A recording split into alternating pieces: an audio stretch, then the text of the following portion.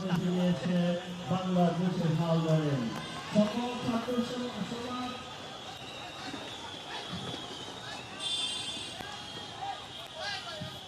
রাজপথে আন্দোলন রেখে জ্বলছে আমার পথের গুলি আজকের জুলাই যোদ্ধারা আমরা তাদেরকে আকর্ষণ করছি, আমরা তাদের দৃষ্টি আকর্ষণ করছি। আপনারা অবশ্যই আমরা তাদের দৃষ্টি আকর্ষণ আমাদের একটি সুন্দর জুলাইয়ের বাংলাদেশ গঠন করতে চেয়েছিলাম।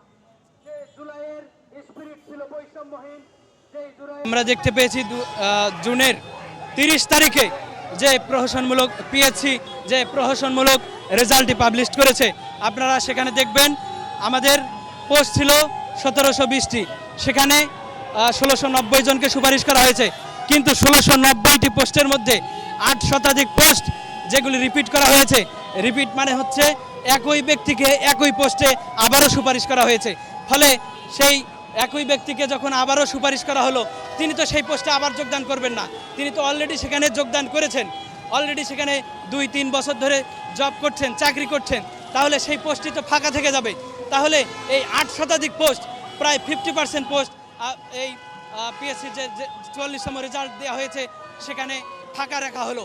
তাহলে এবং যারা এই 4 বছর ধরে পরীক্ষা দিয়ে তারা অপেক্ষা করে এই যে রেজাল্টটি পেল, তাদেরকে পাশ করলো, তাদেরকে নন ক্যাডারে রেখে দেওয়া হলো, কিন্তু তাদেরকে ক্যাডার দেওয়া হলো না, অথচ ক্যাডার পোস্টগুলিকে ফেরত নিয়ে যাওয়া হলো। আমাদের দাবি হচ্ছে এখানে আরও 870টি পোস্ট সংযোজন হওয়ার কথা ছিল এই 44তম বিসিএসে। সেই 870টি পোস্ট সংযোজন করা হয় নাই, সেটি সহ এবং এই 44তম রেজাল্টকে এই রিপিট ক্যাডারগুলি বাদ দিয়ে পুনর্মূল্যায়িত করে এই রেজাল্টটিকে পুনরায় প্রকাশ করতে হবে। আমরা পিএসসির কাছে সেই দাবিটি জানিয়েছি, পুনরায় ফল প্রকাশ করতে হবে। ঢালাইয়ের সেরা প্রিমিয়ার সিমেন্ট।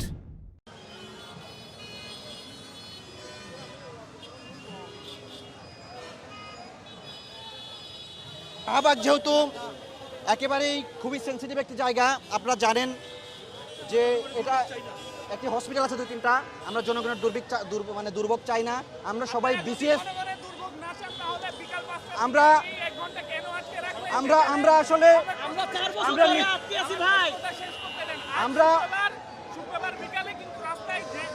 আপনি কি জনগণের পক্ষে কথা বলতে চান না সাংবাদিক?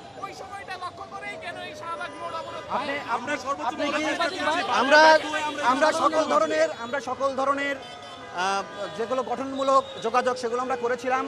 আমরা পিএসসিতে স্মারকলিপি দিয়েছি, গতকাল ঢাকা বিশ্ববিদ্যালয় সংবাদ সম্মেলন এবং বিক্ষোভ মিছিল করেছি, আমরা রাজুতে অবস্থান কর্মসূচি নিয়েছি। কিন্তু বাংলাদেশ এই দেশ হচ্ছে ব্লকের দেশ, ব্লক না দিলে দাবি পূরণ হয় না, এরকম একটা ব্যাপার প্রচলিত আছে। তারপরেও আমরা যেহেতু শিক্ষিত সমাজ, বাংলাদেশের বিসিএস পরীক্ষা কারা দেয় সেটা জানে, আমরা সব কিছু বুঝি। আমরা শুধু রাষ্ট্রকে একটি ইঙ্গিত দিয়ে যেতে চাই যে আপনারা যদি এর পরেও আপনাদের শুভবুদ্ধির উদয় না হয়, তাহলে কিন্তু আমরা আর কোনো কিছুই ভেবে দেখবো না, শুনবো না। আমরা কিন্তু না আমরা কোনো আন্দোলন প্রত্যাহার করছি না, যেহেতু এটি একটি সেন্সিটিভ এলাকা, অনেক হসপিটাল আছে পাশাপাশি, সেক্ষেত্রে আমরা চিন্তা ভাবনা করছি। কিন্তু আমাদের দাবি যেটা, সেটা যদি পূর্ণ না করা হয় আমাদের কর্মসূচি টানা চলবে।